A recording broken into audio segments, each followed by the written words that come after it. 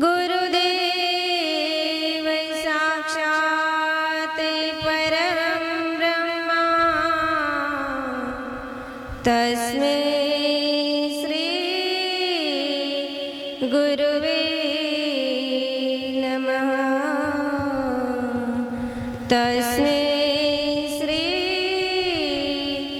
गुरुवे नमः। वसुदेवसुतं देवं कंसचारुमर्दनं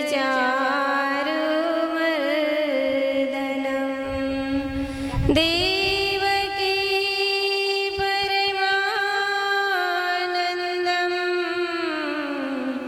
कृष्णं वन्दे जगद्गुरु। कृष्णं वन्दे जगद्गुरु।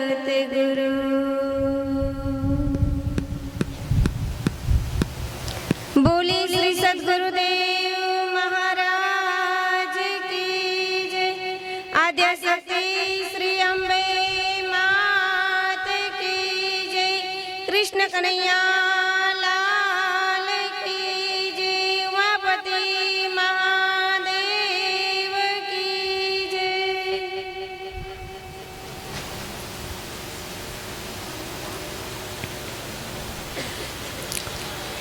उपस्थित धर्म प्रेमी भाइयों તેમજ પ્યારી માતાઓ તથા બહેનો, બેઠા છો તો ઘણી સંખ્યાની અંદર,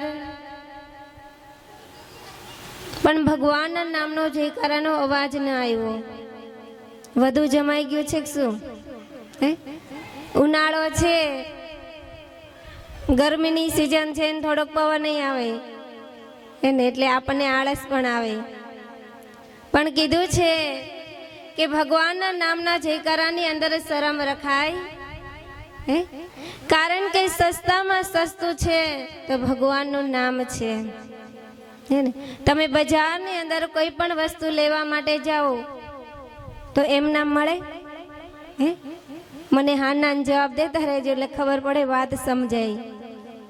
એમ નામ કાંઈ મળતું નથી. એટલે સંતો કહે છે बड़ा सस्ता है नाम भगवान का, भगवान का उसे लेने में दाम नहीं लगता। बड़ा सस्ता है नाम भगवान का, उसे लेने में दाम नहीं लगता। उसे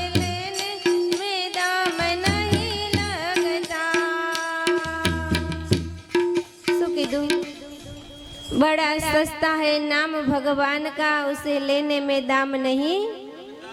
दाम એટલે પૈસા. બધાને ખબર પડે કે પૈસા તો આપણે વાલા એને એ કઈ ભૂલાય નહીં. તો એકવાર ભાવથી અને પ્રેમથી જયકારો લગાવીએ કે આપણી ઊંઘ આળસ હે ને બધું દૂર થઈ જાય. બોલી કૃષ્ણ કનૈયા લાલ કી જય. ઉમાપતિ મહાદેવ કી જય. હવે એવું લાગે છે કે બેઠા છીએ પાથણામાં. તો આજ આપ લોકોને અહીંયા એક ગત આત્માની પાછળ સત્સંગ મળી રહ્યો છે.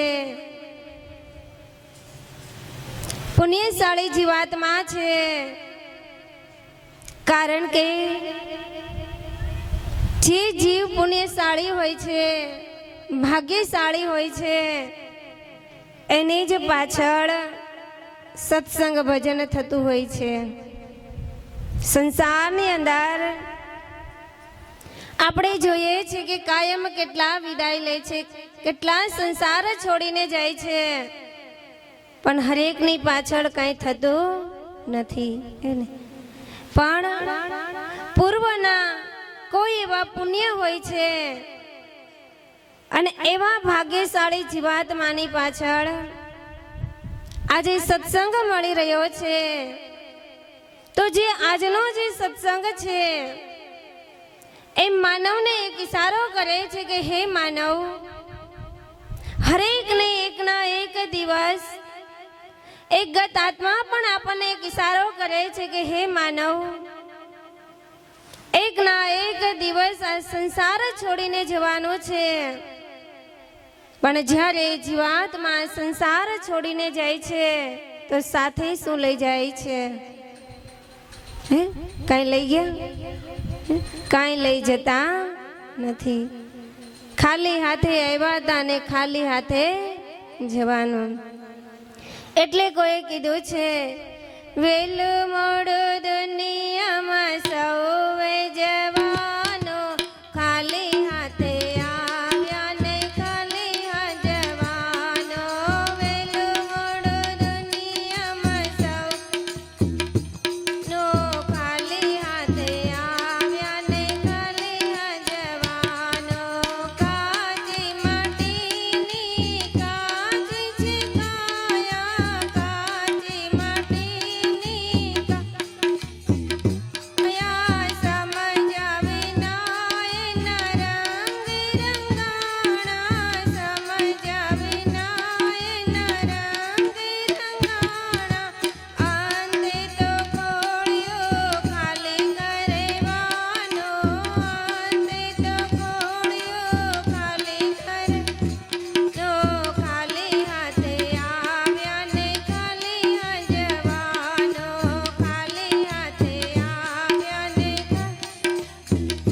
અનો.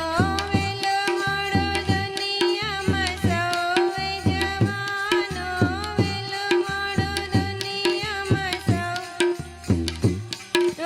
ખાલી હાથે આવ્યા ને ખાલી હાથ જવાનો, ખાલી હાથે આવ્યા ને ખાલી હાથ જવાનો.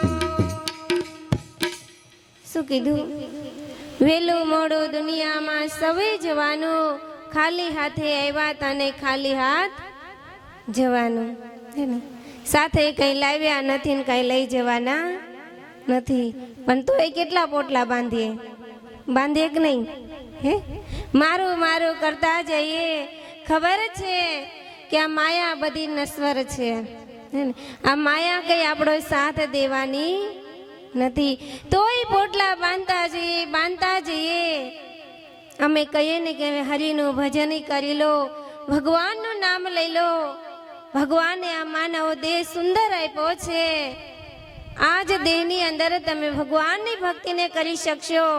તો શું જવાબ આપે ખબર? ભાઈજી પછી કરી લઈશું, થોડુંક હજી કંઈક ભેગું કરી લઈએ. હે ને? પછી કરવામાં ને કરવામાં પોતે આ સંસારમાંથી ચાલ્યો જાય છે, પણ કાંઈ કરી શકતો નથી. પણ યાદ રાખજો, જે આપણે સંસારની અંદર જે કરવા માટે આવ્યા છીએ, ખબર છે બધાને શું કરવા આવ્યા? હે, શું કરવા આવ્યા? મને પેલા એ બતાવો. ખાલી ખાવા પીવા મોજ શોખ હરવા ફરવા માટે આવ્યા કે પછી? હે, એટલે કીધું છે, ખાના પીના સો જાના, એ કામ હે પશુ સમાના. દેહ મનુજ કી ધારી, હરિ ભજન કરો સુખ કારી. જો ખાવા પીવાનું આટલું કરે ને તો આપણામાં પશુમાં કોઈ ફરક નથી. તો આપણે સંસારની અંદર ખાવા પીવાનું, કમાવાનું, પરિવારનું ભરણ પોષણ કરવું એ બધી આપણી ફરજ છે. પણ સાથે સાથે આપણે આ સંસારની અંદર આવ્યા છીએ તો ભગવાનને એક કોલ કરીને આવ્યા છીએ કે હે પ્રભુ, આ સંસારની અંદર જઈ તારું ભજન કરીશ, તારી ભક્તિ કરીશ. પણ જેવો જ જીવ આ સંસારની અંદર આવે છે, ઉવા ઉવા કરવા લાગે છે, તું તારી જગ્યાએ ને હું મારી જગ્યાએ. કારણ કે માયા તો તને મીઠી લાગે ગોળથી ગળી. માયાની અંદર જીવ રચો પચો રહે છે અને એ જ પરમાત્માને આપણે ભૂલી જઈએ છીએ.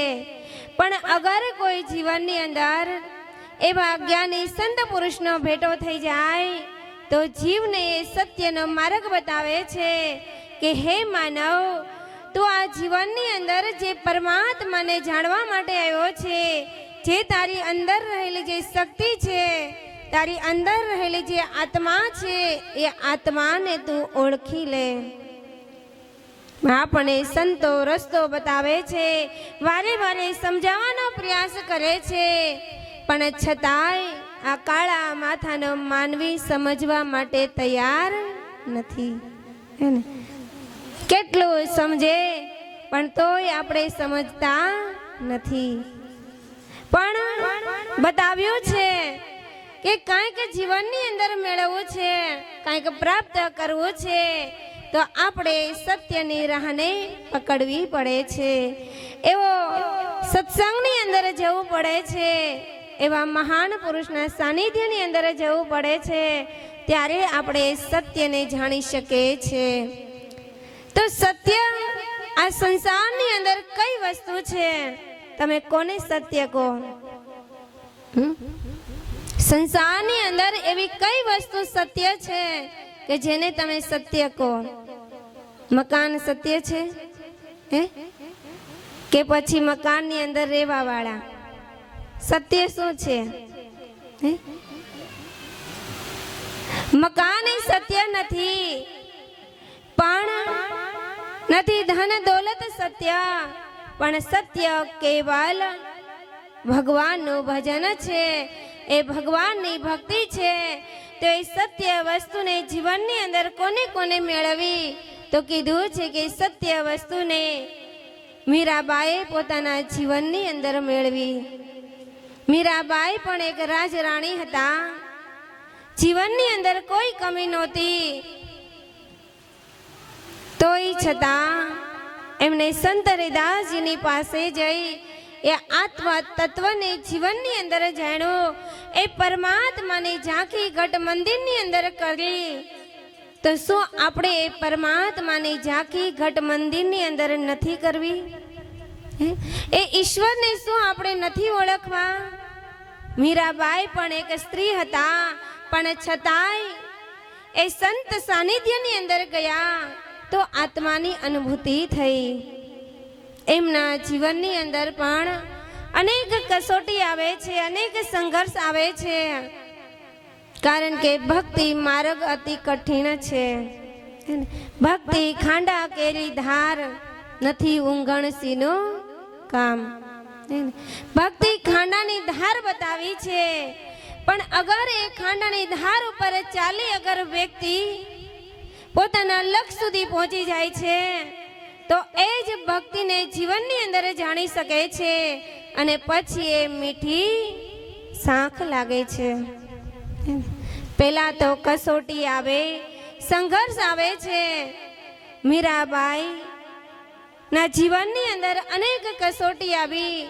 રાણાજી ત્યાં સુધી કહે છે કે હે મીરા, તું આ સાધુના સંગડાને છોડી દે, આ સાધુની સંગતને છોડી દે, હું તને અડધું રાજપાટ લખી દઈશ. આપણને કોઈ કીધું હોય, દિલથી મને કહેજો. આપણને કોઈ કીધું હોય કે આજે સત્સંગમાં નહીં જતા, કાલે મહેસાણીની બજારમાંથી સારામાં સારી સાડી લઈ આવજો, શું કરો?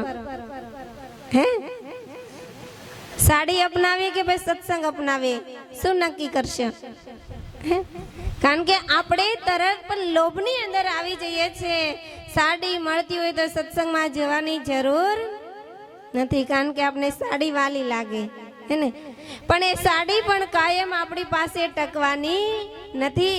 મીરાબાઈના જીવનની અંદર અનેક લાલચ આપે છે રાણાજી, પણ ત્યારે મીરાબાઈ કહેવા લાગે છે, સાધુ